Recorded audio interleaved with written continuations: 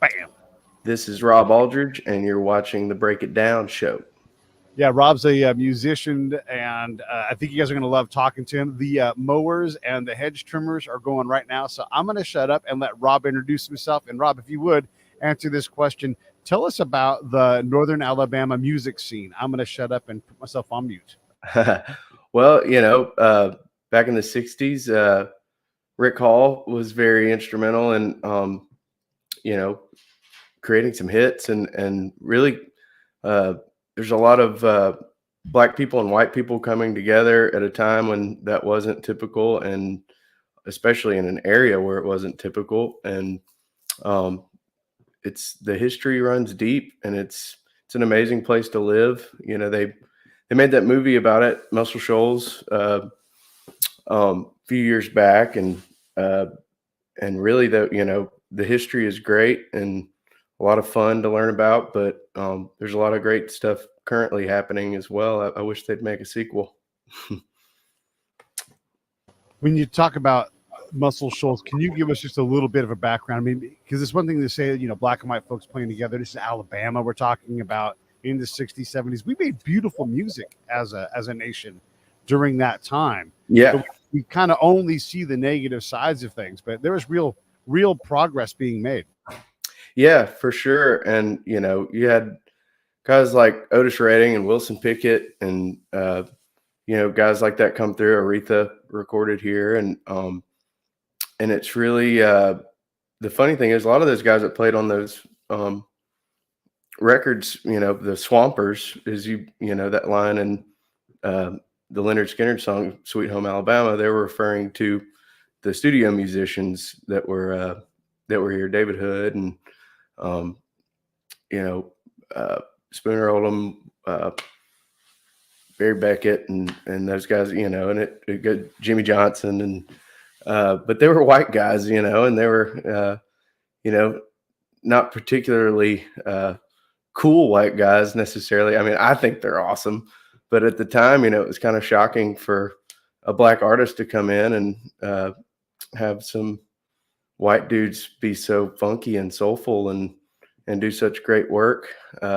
It's really interesting stuff. I think there was a story of, I don't know if it was Paul Simon or Rod Stewart, but one of those guys came in, after the history and reputation was pretty established, and they were hanging out in the studio for a while waiting on the black musicians to show up before they realized that they were already there. There's the white guys hanging out in the studio was what he was there for. But, and they're all such sweet guys. Unfortunately, we've lost a few of them in the last few years. But David Hood's still here. I know him. Spooner Oldham's still here. Spooner's especially got a resume that just blows my. I mean, I learn more about the guy all the time. It's pretty cool stuff. There's a time, especially back then, when you can have a regional hit. The radio stations were run by local folks. Maybe you had a big, like 40,000 watts of power coming out of Nashville or something like that. But yeah, for the most part, you had to speak to your community, and we didn't have this pre-programmed, pre-recorded, DJs are really irrelevant kind of thing like we do now. What does a band do to get past that, like the ability just to make a living regionally, and then of course take your shot nationally or tour regionally? It's been redefined and it's been changed. Can you talk a little bit about that? Yeah, I can't necessarily say that I've got it figured out, but it's a labyrinth of things, and especially now with the internet and things are changing all the time and changing faster than they used to. It used to be for almost a generation, things would be done one way and, maybe change would gradually happen. Now it seems like things are changing year to year. And it's hard for me to get a hold of it. I'm very much an analog minded type of person, and it's cool in the sense that you can control your own destiny to a degree, but I also am thankful to have come up in a time sort of the old way of doing it, where, and it's forced me over the years. I feel really confident and strong in my performance abilities. And, a lot of these people that are blowing up overnight on TikTok or whatever, I think that's great, more power to them. But when it comes down to it, can you go hit a stage for 3 hours and hold a crowd in the palm of your hand? And so I'm thankful for some of my old school upbringing in the business, but yeah, it's always changing. And I think you just got to get out and play shows. And it's always great to organically build your audience and then use the tools of the internet to branch out with that, just to sort of amp it up a little more, make it happen faster. But it's difficult, man. It's a constant struggle. And, there's all these different things that change, and, you need something else in order to be successful in this aspect of it, but it all costs money and no one is making any. Everyone's getting paid, for these services they provide to musicians and artists, but except the artists, the people actually making it happen. And so it's a struggle, and it's a lot of chicken and egg, what comes first, like if you need a booking agent, well, a booking agent don't want to take you on until you're already out playing, so many shows a year. But it's like, but you got to get booked to do that. It's just a lot.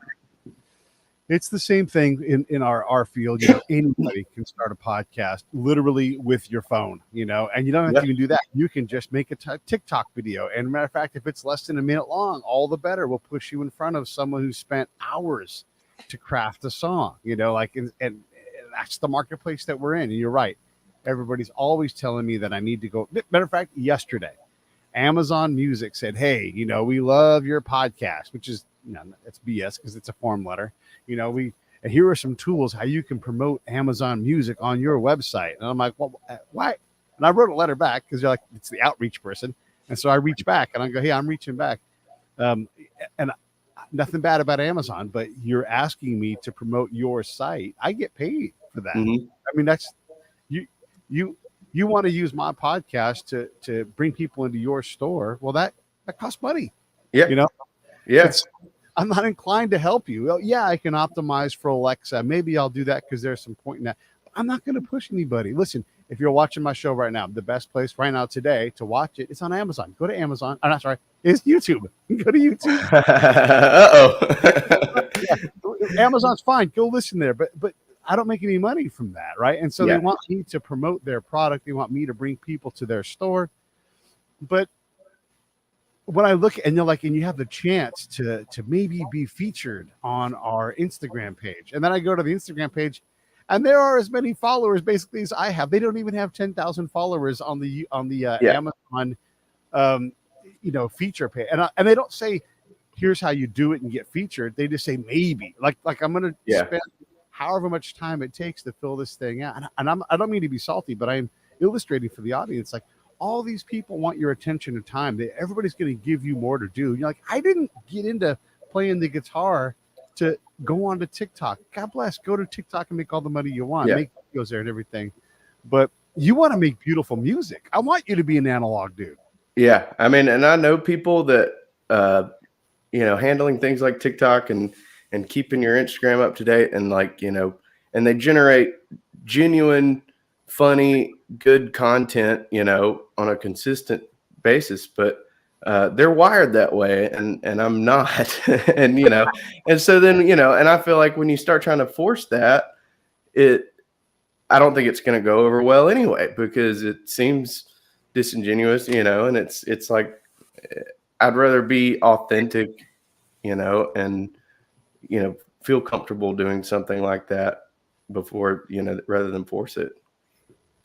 And I'm going to be unfair to folks who program beautiful songs on digital things. I love that you've got your hand wrapped around the neck of a guitar, spending your time, and you're just, letting music kind of happen, and you find like, hey, here's a lick, here's a chord progression, here are a couple of notes and a solo. And then it's as if you're taking a piece of raw wood and you're just working it with your hand, and you're like letting that piece of wood become the thing that it's going to be. I didn't realize I was making a spoon today, but you Yeah. make a spoon. This guy, his company's called Martin Shapes, and he makes surfboards, but he also has all this extra resin from his product. I've had him on the show, and he's like, oh my gosh, I've got this resin. I can make earrings from this leftover surfboard resin, or I can make beer pull tabs for taps.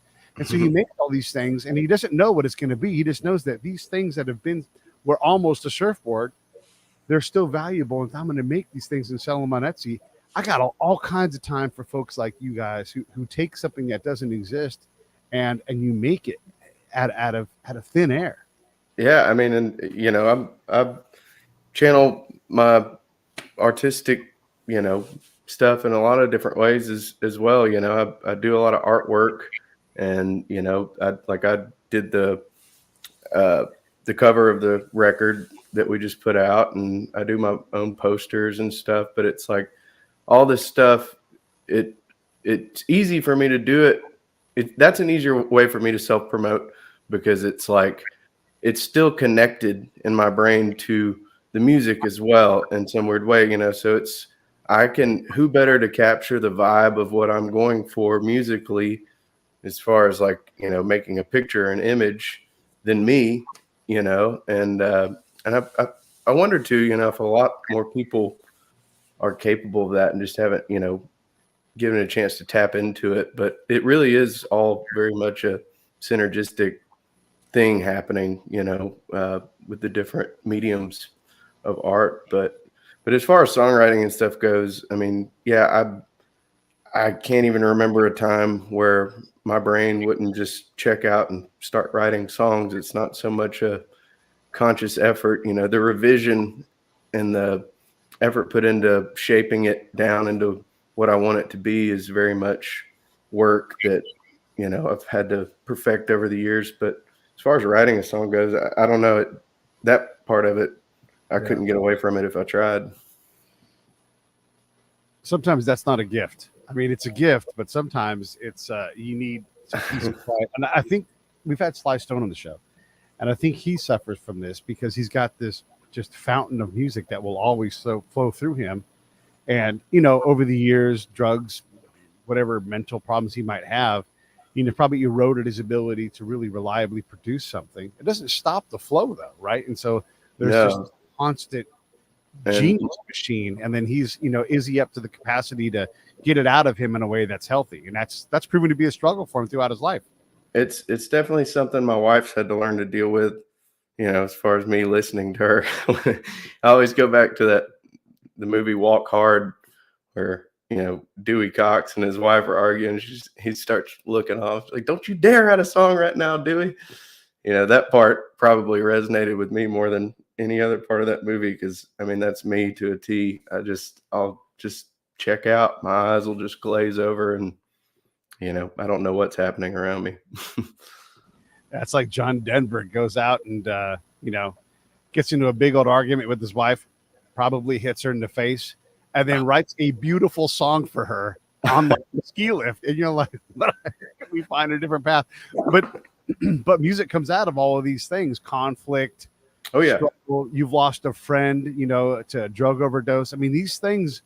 Look, my brother, my brother died in October, and sorry, man. The best things I've ever written, from such a powerful place because of his passing. As I've tried to deal with it, and sure, I'm putting my things out, but then the people that come back and are like, "Man, you made me cry. I felt what you felt before," and they identify with it. And so you do need these experiences for a guy like you to create something. For sure. And, something else that's really fun for me as far as writing songs goes, and I thought about it too. I listened to your earlier today, actually, your episode with Don Frazier, which was, I love history stuff. But, y'all were talking about, it's really hard to accurately portray history and in the present, tell the story, because you're only getting small pieces of it and you're getting sides of it. And I think that's kind of, for me, maybe why I enjoy history and enjoy writing songs, is because creatively I fill in those gaps of of it might not be part of the history book, but like I'll think about like what was that person thinking about in that moment, and it's the little details like you know how slowly they might walk towards a battlefield. If you're talking about, I think y'all are talking about Buffalo Soldiers, or just the little passing moments in time, the little thoughts they might have, and and that's what's so much fun about songwriting too, is it's freedom, and you can plug yourself into it, and from your perspective see things through their perspective, and I don't know, it's just a lot of cool stuff about songwriting. I'm fascinated. Thanks for mentioning Don Fraser, by the way. That guy's great. I'll put a link to that show in there. I love talking about history, because when you have someone writing about their time then, if they had the inclination and they get paid enough to write. I mean, we have Grant's autobiography, partly because he needed money and someone was willing to pay him. But the dude who probably could write the best autobiography never got to write it because there's no money in some farmer telling his tale, right? Yeah. You don't get to hear it. Yeah. And you also only get the best that Grant or Rob has on that given day. How many times as an artist you're like, I can't get this. I don't know what to do with this song sound, or I just don't like this turn of phrase. I wish I could make this smoother, but it is time to move on. And so you get the best effort that you have that day. And it impacts how many times have you gone back and looked at something you made years and years ago, and you're like, oh man, you know what? This is good, but I didn't nail it. And that's, we're all like that, right? It's good enough, it goes out, but please don't look at this as being my best work, because I still would do revisions on it if I Absolutely. was. And more so than that, a lot of I've been at it a long time, and I still have a lot of people that, saw me get started, come out to shows and ask for these songs I wrote when I was like 14, 15 years old. And, not only do I feel like it's not my best work, but it's like, I can't even relate with this guy anymore. Like I would go back and kick his ass if I could. I don't want to, try and tap into those emotions anymore. I just can't. But yeah, it's weird. But yeah, the history stuff is pretty fascinating. Also, if you get a chance, you're asking about the history of Muscle Shoals beyond music. I mean, it's a really fascinating town. You got the TVA, that was such a huge deal after the Depression, part of the New Deal. And you got the Wilson Dam, which actually started out powering like nitrate facilities for bombs during World War I. And then the TVA acquired it. And it's a lot of cool stuff around this town too. I know you're a history buff, I've gathered, so you should go check it out. Yeah, actually, every year we do a veteran ride, which is coming up in July. It's for Save the Brave. We call it Ride for the Brave, and we work on raising money to prevent veteran suicide. And we go through Alabama every year, but we're more like A to B focused, and we don't go up over to Muscle Shoals or down to Montgomery like we should. Yeah. We need to. We need to stop and see you guys along the way and let you throw us a party and raise some money and then move on to the next thing. But I totally agree. That documentary is wonderful. And you realize all these places where all this magical music happens, it's probably tenfold beyond that. But no one had the money to make a movie about whatever it was. Seattle can get a movie made. Muscle Shoals can get a movie made. Yeah. Of course, LA can get a bunch of movies made. But what about those other spots in, South Bend, or some other small place where they have a real music scene, but no one's got $500,000 to make a documentary about it? Well, even just like the individuals in these documentaries, like this Muscle Shoals documentary, for instance, is a perfect example. I was in the scene where they're filming Percy Sledge, saying "When a Man Loves a Woman." That guy was fascinating. We got to talk to him some off camera, and he started out, he was like a nurse and was singing to patients, and that was it. But like all these people, that their own lives could be entire movies or binge worthy series, it's we're only scratching the surface. There's a lot out there. When you try to look at making music and making a living these days, we had some of your peers from your PR company were on the other day, Lord Nelson, and we were talking about just being a blue collar band. And when they go on the road, they come back, they got more money than they started. If someone subs in, that person gets paid. They're not paying in beer and exposure. They actually can make money.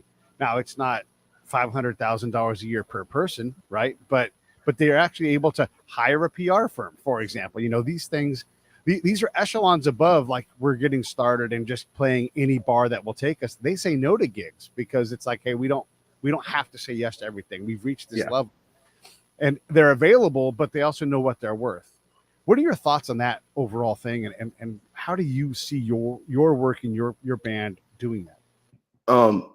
We are sort of, I feel like we're right on the cusp of sort of getting to that level where, we had some help hiring this PR firm. It wasn't necessarily something I could just afford to do. We're not on a label. But after, our bass player passed away, we just felt really driven to give this record the best shot we could. But we sort of dipped, above and below that line of being selective and making money and things like that. And, that goes on for a long time. It's been going on for a long time with me too. Some years you're flush and things are going great, and some years you can't catch a break. My deal, I gave up a long time ago on, of course, when you're a kid, you want to be a rock star, you want to have a mansion, and you want to party, and then, reality slowly just takes you, and it's all those dreams have been whittled down to, okay, I don't have a choice but to do this. This is who I am. This is what I do. And the goal now is to just be able to afford to keep doing it. And, and like I said, as far as making records and promoting and getting your stuff out there, everyone's making money, but the artists a lot of times. And so it's a struggle, there's a path to get to that point where you are okay, but I certainly don't have any, delusions about being a, millionaire rock star or something like that. It's like, if I can get enough people to fill up, 300, 400 capacity rooms, and, because also the real payment is, playing your songs and people coming along with you for that ride and being able to connect. And it's just the best feeling in the world, and that's really just trying to make sure I can afford to keep doing that. Yeah. Well, listen, I'm in a very similar boat. My show is fantastically successful, especially if you look at all of Podlandia. The guests that we've had. I've had Sly Stone on the show, and cool stuff. It's incredible, right? Like I said, I'm a new fan. Like, when I always try and do a little homework on, whoever I talk to when something like this gets set up. And this was like, oh, not only am I, going to continue to read up about this, I think I'm going to be a new fan for sure. You got a great one. Thanks, man.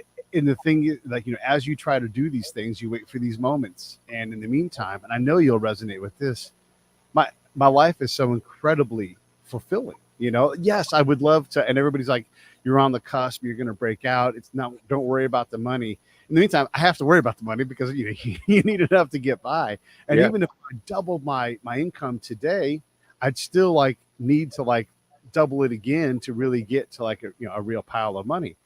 And you would never pick, in terms of podcasting, this is for me, you would never pick this path. I'm going to start a business that barely survives all the time, and we'll have our ups, we'll have our downs. And then over the time, it'll slowly build. And I look back, you cannot replicate my success. I've been doing this too long. However, you can certainly exceed my income goals, because the market is more developed now, right? And so I am in this spot where I have largely made it. I can book people. I have PR agencies that come out to me all the time. And the next thing might be the thing. You never know. But I don't do it for that reason anymore. Yes, at first you're like, we're going to make a bunch of money on Amazon selling books. And we make a little bit of money there, but nothing to brag about. But the overall artistry of it, the conversations, the enrichment, to talk to Don Frazier and have Don Frazier become my friend, or just any number of these people that have become my friends that I want to interact with, it's irreplaceable. It's incredibly valuable, this show. They can't take it from you. You know, it's something that and that's kind of, I've found myself in that position too. You know, I might not be on the biggest stages or doing the most, glamorous things with my career right now, but I tell you what, you don't want to follow my band because, and I mean, not saying everybody, I mean, I know my limitations, but I also am perfectly aware of what I'm capable of. And I wouldn't have gotten that without just grinding it for more than half my life, and that's why it's so fulfilling. You put in the work and you can do it. Yeah, you build something, right? And you don't always get to pick what that something is. And just to have enough of a support network to have someone help you figure out a PR firm. I mean, that's a game-changing thing, as you get on shows, because you will add a little bit of influence to what you guys do, and maybe you get on a better stage next year at this festival. Maybe you get to that next festival or whatever it is. And at festivals, heck, if I was you, like any festival you want to put me in, I'm going to go, because I'm going to win fans there, because I know how to get on a stage and make people stop and pay attention. I mean, that's the journey itself. You can't schedule life-changing encounters with people you don't even know exist until you just go out there and run into them, or it's both frustrating and exciting, because you feel like you need to go out and you need to be a part of things, because you never know what's going to happen, and a lot of times nothing happens. But if you're not there, I mean, something always finds you that can help you, and but you got to be out doing it for sure. You got to be out doing it for sure. One of the things that I like to do is I put people that should know each other together, because that's one of the values that I get from my show. And I invest that into other people, because I'm valuable to Rob, and I'm like, hey man, you ought to know so-and-so. And you're like, fuck yeah, that's, even if you don't do anything, just the fact that you create these opportunities for something to happen. So, this young lady I know, she's a fantastic singer, and she's young and she's doing it. She's super excited. And anytime I can, I try to put her in front of an industry pro, because she's beautiful, she's young, and she can sing. This is a package that sells. Yeah. All you have to do is just keep at it and keep meeting people, and someone's going to be like, you know who we need? I met this girl the other day, and bam, you start a life that's, she's not that old. She's young, in her early 20s. But imagine if, 20 years from now, if she's met the right 1,000 people, they can explode her career. Or even if you're working for, like, for example, like David Foster, right? David Foster always has some young, beautiful singers in his group, and they get to make money and learn how to be a pro. Oh my God, that's the best kind of practice that there is, while you make money and you work for one of the legends of the music industry. Yeah. And also, a lot of times, and maybe even more times than not, the really meaningful connections that amount to something long predate the actual opportunity. Like, I've made connections with people that were just people at the show who later went on to get involved in something that presented me an opportunity down the road, and you just never know. You never know what's going to happen with the person you met that you just developed a casual friendship with, or maybe you introduced that girl to someone who could help her, but they might not be interested at that moment. And timing is everything too, but down the road, something will click. It's like, oh, I know who I need to call for this. And it's fun. Like I said, it's exciting and equally frustrating,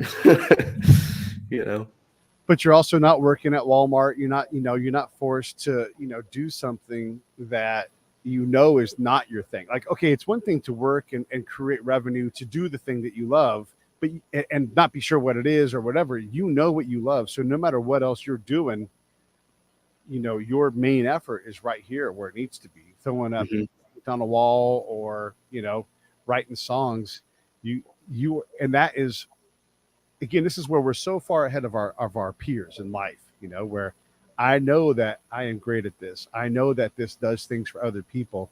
And so I'm just going to keep on creating it and let time and my hard work pay off. Yeah. Yeah. Jimbo Hart from the 400 unit, Jason Isbell's band, is a good buddy of mine. And I think I texted him. I was kind of feeling in the dumps about how things were going, just feeling like, what's it all for? What am I doing? It's so hard. And he said something that it's popped back into my head over the years a few times. It's like, you just got to keep going. If you just don't quit, I think is what he said. Just don't quit. As long as you don't quit, something will amount to something, but you gotta keep going. Sometimes it takes a while for that thing to germinate into an idea. So let's say I connect you to somebody in the music industry. I may have to remind that person, hey, don't forget, I sent you that email to Rob. Or you might have to follow up and say, hey, and then you say the right thing at the right time. We often lose track of people who are visibly very successful. They still need that phone call from that friend that's like, hey, man, I was thinking about you today and I thought I'd give you a call, not your birthday, nothing else, just because that always feels good. And these little extra moments I've found when you genuinely care about people and you act like it, boy, they really appreciate it. No matter how successful they are, even if they're just your friend, like, hey, you popped into my head and I'll be damned if I'm not going to send you a note when that happens. Because I wouldn't feel bad if that happened to me. And there's no amount of famous where you don't want that. You don't want to be bugged, but when someone you care about or someone cares about you gets a hold of you, you like it. It's rewarding. So I learned that lesson by having this show. Oh yeah, somebody. Well, just in general, I never would have thought to do that. I could send a note to someone, without needing anything other than just to say, hey, I care about you. You popped into my head. I was thinking about you. Yeah. I didn't do that before this, but I realized by connecting people, these little interactions, these little moments, these little sparks of love and life and care, boy, they're enormously valuable. And they're just sitting there on the ground. All you got to do is just pick them up and go, hey, this is valuable. Absolutely. And turn it into something, Yeah. And I'm horribly, I've got a 6-year-old and a 15-year-old and I'm grinding away. And so a lot of times, my friendships with people, we might go a while without checking in, but definitely try and just occasionally, and usually my best friends are the ones that, we can go a year without talking. And then when we do, it's like no time passed at all, and also, I try and talk to younger guys who are trying to get in the music industry. Cause I had, when I was coming up, and I was really young and naive and wasn't doing everything right. But I wish that, there had been a few more people sort of just tell me things, like they could have told me things and I wouldn't have had to learn some of these lessons the hard way, or I could have maybe gotten a little further, a little faster and not made some really expensive mistakes and things like that. And so I always try and definitely share what little I know with people who are just, who are where I was 10 years ago or whatever, do's and don'ts. Because, for the most part, nobody ever really told me what I should or shouldn't do. And so the trial and error has been pretty expensive. Would you have listened if they did? I think so.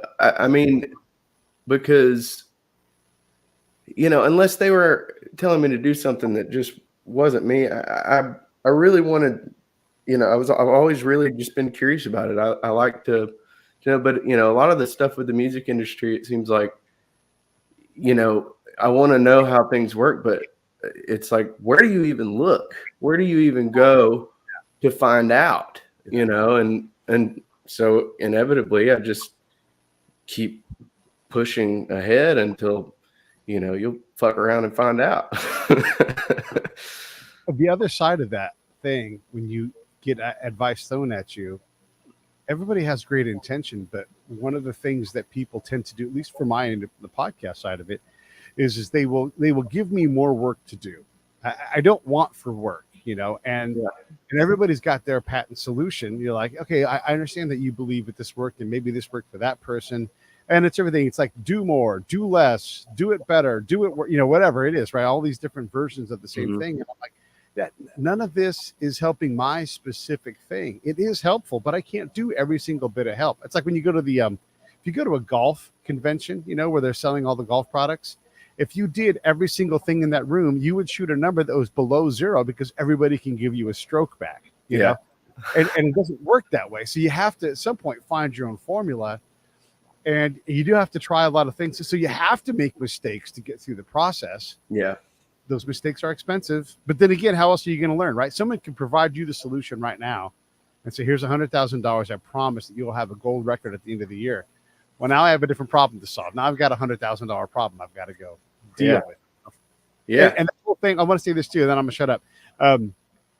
People want you to have an audience before they help you. But once I have an audience, I don't need you. That is such a huge frustrating part about it, and I need to back up too. Not to say that no one ever gave me any advice that I didn't follow that didn't help. Of course there was always that, but there's also a lot of advice. It wasn't necessarily bad advice, but it's like in retrospect, this didn't pertain to me. And also, more than anything, I wish someone had told me when I was a teenager, stop trying to make a record, first of all, because you don't even know who you are yet. And stop trying to make a record so fast because no one is anxiously awaiting your first album. And, so you're going to rush this shit and it's not going to be what you want when it comes out. And it took me about 3 records of that before I, really figured out, take your time, but yeah, it's a lot of trial and error, which is okay. I mean, that's life. And I'm not quitting. So I'm still standing. That's what they say, at least. I want to take a moment here. Everybody go to robaldridgemusic.com. You'll see all of the music there. And this is a spot where you can start to support the show and check out what they do.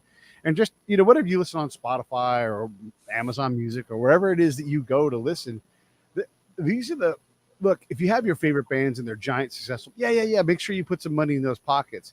But go out and find these guys. If Rob's not your cup of tea, great. But go find someone and give them a lift. Give them a couple of bucks a month, $5 to buy a shirt, buy a CD. I'm going to ask Robbie in a second here, like, what's the most direct way to help Rob? Because this is special what he's doing. And if he's and he wants his kind of people. So if you're his kind of people, then what are you waiting for? Here's Rob right here. And let's do that. Same thing, by the way, applies for the Break It Down Show. Go to breakitdownshow.com, go into the PayPal link and just hit that. And then look, $5, $10 a month from 1,000 people, that will go a long way for me towards, being able to hire a PR firm or do more marketing or all the things that I want to do, to buy a tank of gas. I'm not even joking. Oh yeah. Nowadays, it's like on my way to the PR meeting, I all of a sudden can't afford them anymore. I know, it's crazy. And legitimately, like that $100 bill that seems to show up because I do have an audience and they do give me fantastic support financially, or they'll say, hey, I don't have this, but I have that. And I'm like, I'll take that, whatever that is. That could be a meeting. It could be anything. So look at Rob's stuff, go over there, hit the website. What's the best way, most direct way to support you, Rob? Like what is that thing? I mean, it just depends on how you feel about the band. I mean, Bandcamp, if you're going to download our record, I don't know if it's like once a month or how often, but they pick a Friday and they give the artist 100% of the money. They don't take a cut. And so that's a good way to actually buy my music and me get the full amount for it.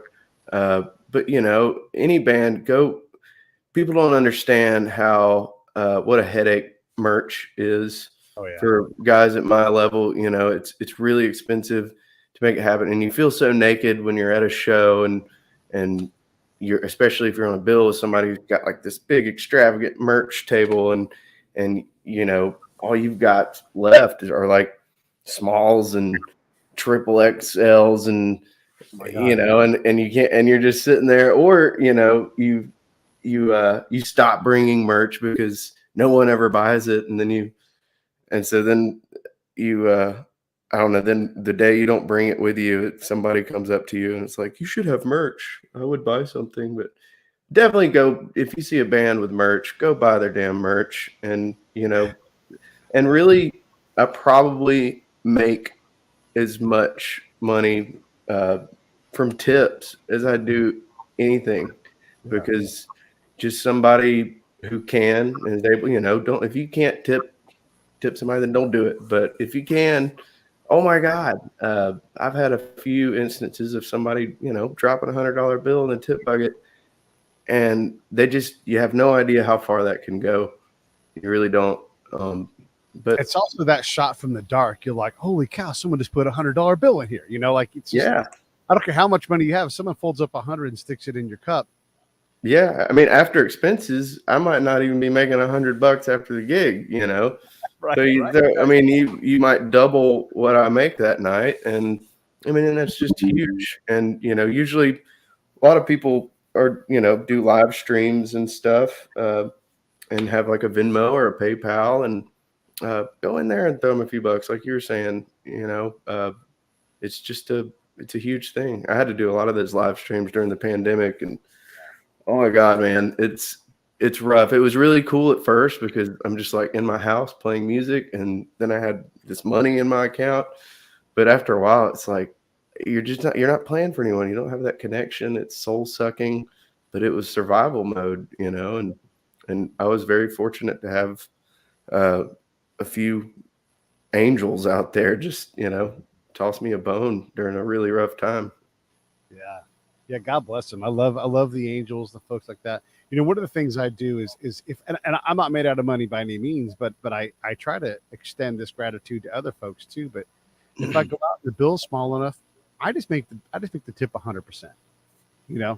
And so if it's a $1 bill, I'll just pay you an extra $8. Because why not, right? Like put some of that in somebody else's hand. Again, I'm not made out of money, so I can't do that all the time.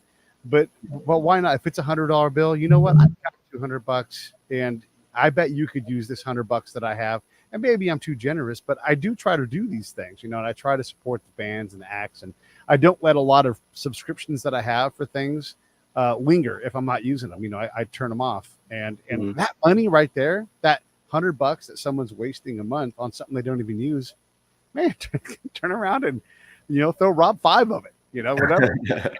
yeah, man. Or, like you said, even if you're not into what I'm doing, there's somebody out there struggling with the same shit I am that you probably would enjoy more, and go help them. It's it's a tough time for guys like me, but it could be a hell of a lot worse. I'm not gonna cry about it.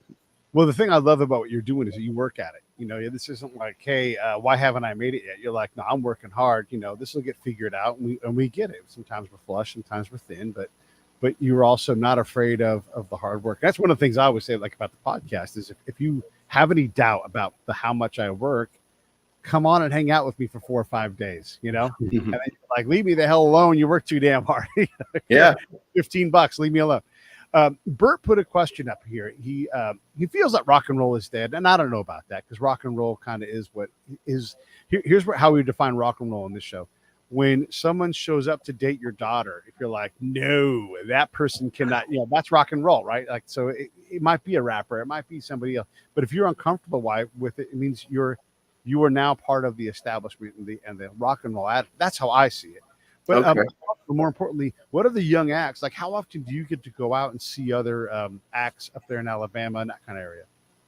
Well, first of all, I don't think rock and roll is dead so much as I think labeling music by genres is dead. Because to me, rock and roll is more of an umbrella term for a lot of different things. It's more about, for me, rock and roll is being authentic and true to yourself, and fighting back against things that aren't right.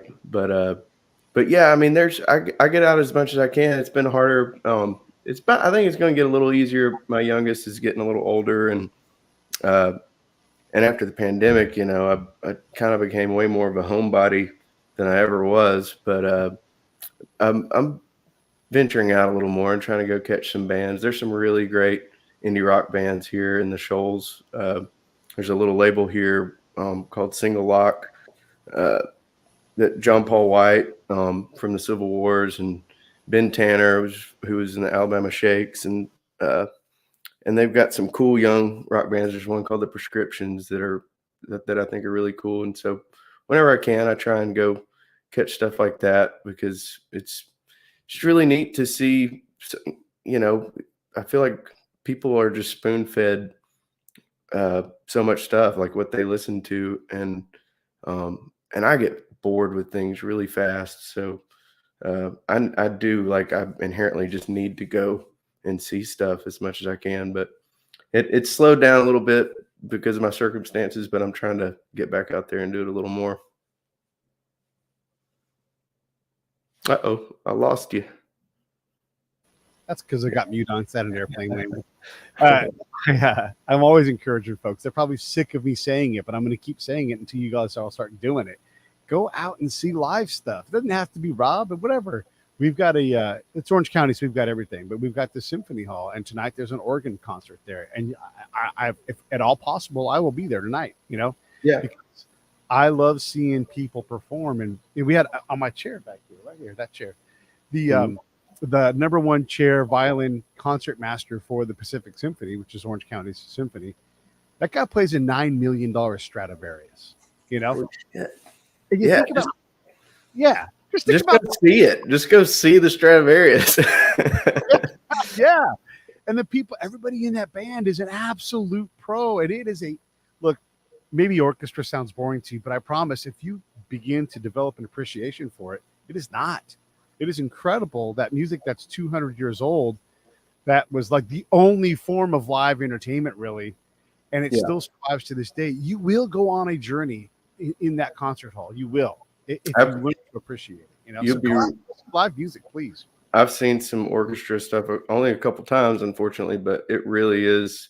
I don't necessarily ride around listening to classical music on NPR. I mean, occasionally I do. It's kind of cool, but when you go see it live, it is a powerful experience, because you can feel what people were feeling hundreds of years ago watching that stuff too, and you can understand it. And I think that also, I feel like there's not much anything better than a rock and roll show too. I mean, I know we're talking about genres, but a good rock concert that just really kicks you in the gut, you laugh, you cry, it takes you for a ride. But as far as getting out too, I think a lot of people like me, and me and my wife were talking about our 16-year-old earlier. She's got a lot of anxiety about going out and doing things like I would imagine a lot of younger people do.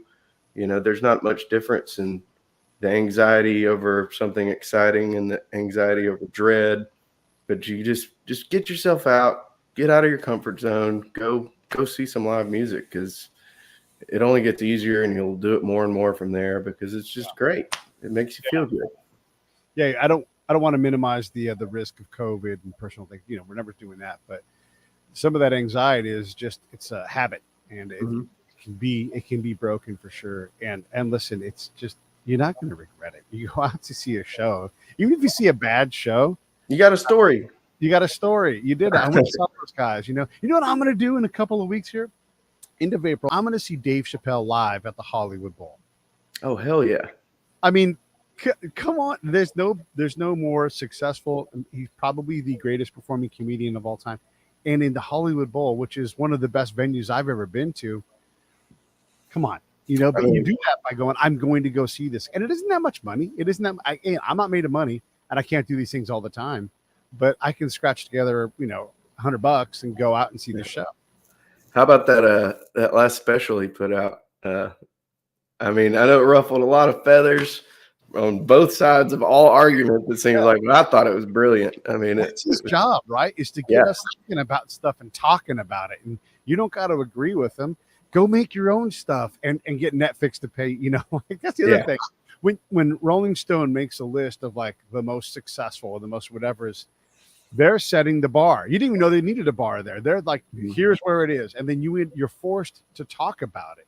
I've been consuming who's the GOAT, Michael Jordan or LeBron James.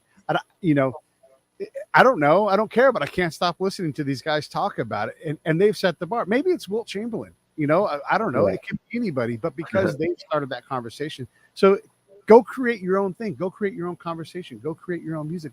Anybody can write a song right now. That's rock and roll to me. Yeah.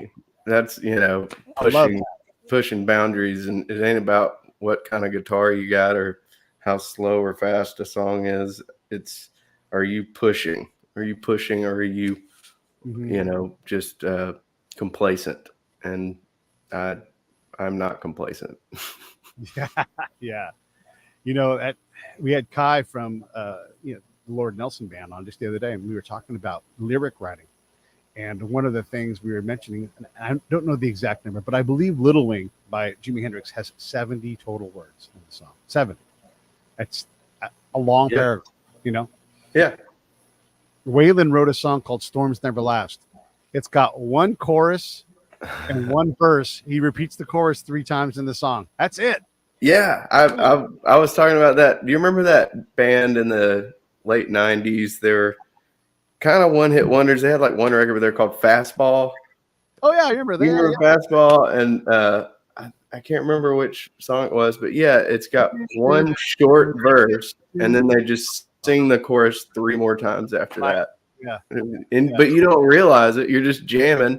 And then I think I tried to learn the song, and I was like, for real, that's it? Like 3 lines of verse, and then they just repeat everything over and over again. Yeah. That's like a George Harrison song. No knock on George Harrison, but if he finds a hook, he will not let you off of it. He was like, he's going to stay on this hook. The lyrics don't matter. I'm just going to keep you on this hook. And yeah. I mean, write it out. Cause I mean, you can tell if you're a decent songwriter, you can feel when it needs to stop, and then when you start, especially if you start feeling that, whoever's listening to you do it is going to start feeling that. They'll feel you feel it. And I don't know. That's a beautiful thing about a live performance too. But yeah, I'm all about repeat the shit out of it if you want to. If it's working, if it's connected. A lot of times they'll repeat something, and every time they say it, it hits harder and harder. And yeah, why not keep it going? One of the things I love to think about is the point of view of a lyric, right? And you write a song. So you can write a love song, but each one seems to be in this sphere of like, is it the love going this way? Is it reciprocated? Is the love just going out? Is it this kind of, so like this today, a song popped into my head this morning. I thought I should write it down. I didn't, but it was about making love, but not to you, for you. All day long, I'm going to make love for you, and it's going to be these things. And it's like, I'd never thought about that before. Yeah. It could be a really twisted, I don't know, story of infidelity too. Absolutely, you can turn that song around for sure. That's the beautiful thing about these multiple perspectives, right? It's just, yeah. I try and I appreciate just a good old fashioned simple love song as much as the next person, but I have a hard time with it just because I really try and probably try too hard not to just do something that's been beaten to death. And but like you said, the perspective, like if I write a love song, I'm going to touch on the warts and all of the story, or make something up, and just come at it from a different angle if I can. But yeah, I mean, you can, I was saying earlier, the freedom of writing songs is so great. There's a song on my record, Mean Grass, that's not a specific story. It's just a story that could happen in a town like the town it's based in. And it's powerful stuff. A lot of people hear it. I think it actually got an explicit label online. And I was like, I don't even cuss in this song. And it was purely based on content because it's like a really dark story. But it's not true. It could have happened and just made it up, Yeah. But that's what's fun about it. Can we talk about the Proponents for a few minutes? Because I don't want to just make this about the Rob song. Because you've got a band. Please. How fluid are the Proponents? I mean, because again, everybody's trying to figure this out. You might have to go do that job for a while and come back in 5 years, or maybe you're having a kid. You're right in the heart of being a parent, right? Yeah. Not until that second kid gets to be about 20 are you going to be able to ease off the gas parent-wise, right?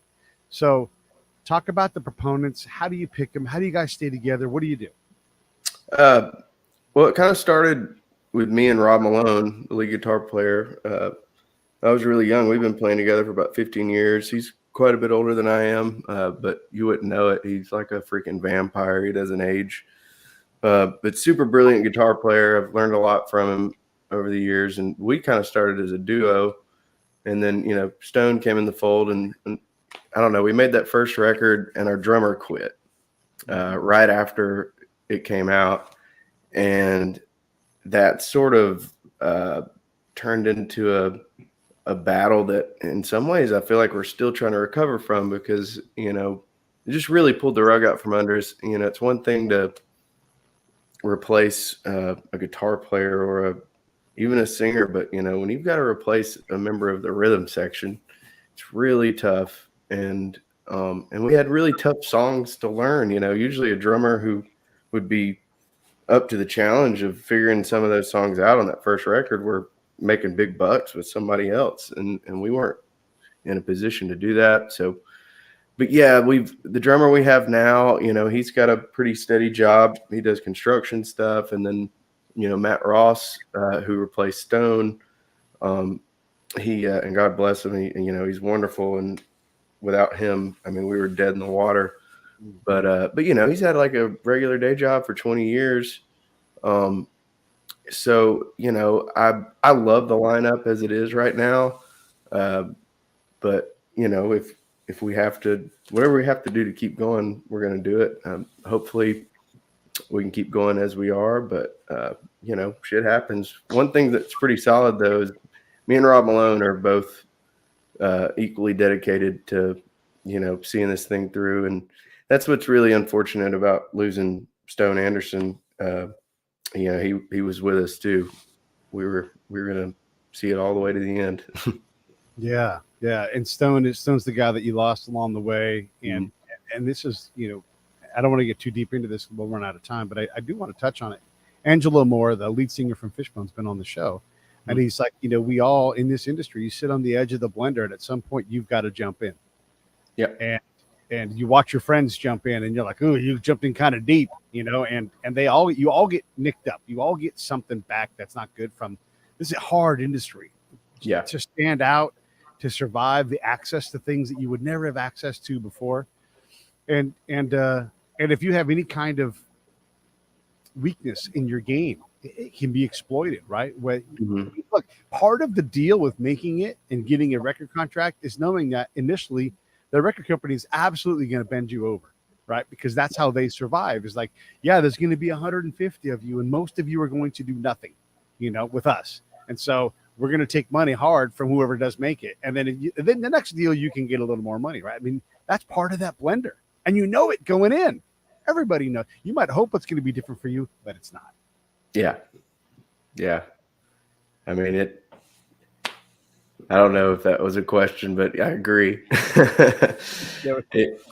It definitely just, I mean, Stone was a really fascinating guy, and he jumped in both feet, hands first. I mean, and he was kind of raising it too. His dad was with the 90s band Brother Kane, and he's currently the guitarist in Atlanta Rhythm Section. And, he was around that lifestyle for a long time. And, but Stone was brilliant and just felt the world.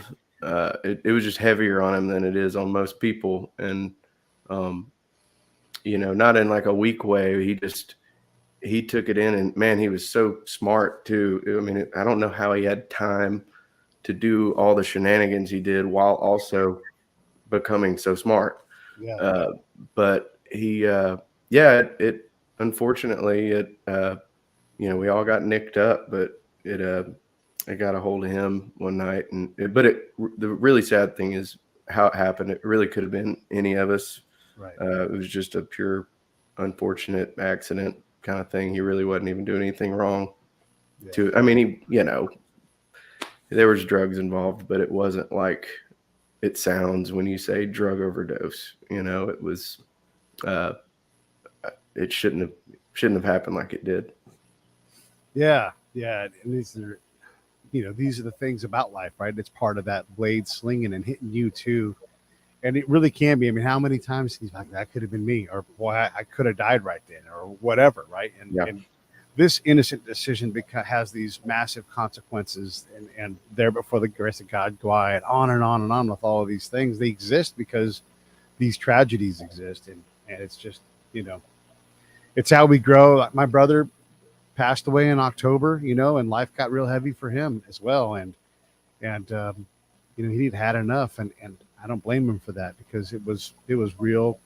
It wasn't getting better for him, in a way that would make any kind of sense. And he had all the help, he had all the things. And he just ran out of time, ran out of life. And I certainly, stuff like that. I don't hold any, I don't know, ill will or resentment towards people who choose that route. Just, because I'm not them. I mean, there's no telling where they were. And on some levels, there's, an element of bravery to it almost. It's like, I don't know. Everybody's different. But I'm really sorry for your loss, man. That's tough. I've definitely, Stone was very much like my brother. And so I feel you, brother. Yeah. Well, let's not close it on that. Let's close it on a positive note. Yeah.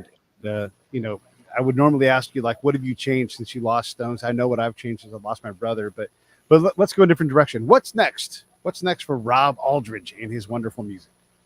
Oh man. I've always got songs in the works. Like I said, I can't help it. It just happens. And I forget to do something my wife told me to do because I was writing a damn song. But no, I think definitely not saying I'm done with the Proponents or anything like that, but I've got some songs that might not necessarily fit in with what the Proponents do, and I've always wanted to go in the studio and like record songs and do all the instrumentation myself. Not necessarily because I'm proficient at all instruments, but I feel like I could write something for my tunes, and maybe my own limitations could lend itself to more of like a melodic kind of thing. It's kind of forced me to write simpler songs because I know, like, if I'm going to play drums on this, it better not be too crazy.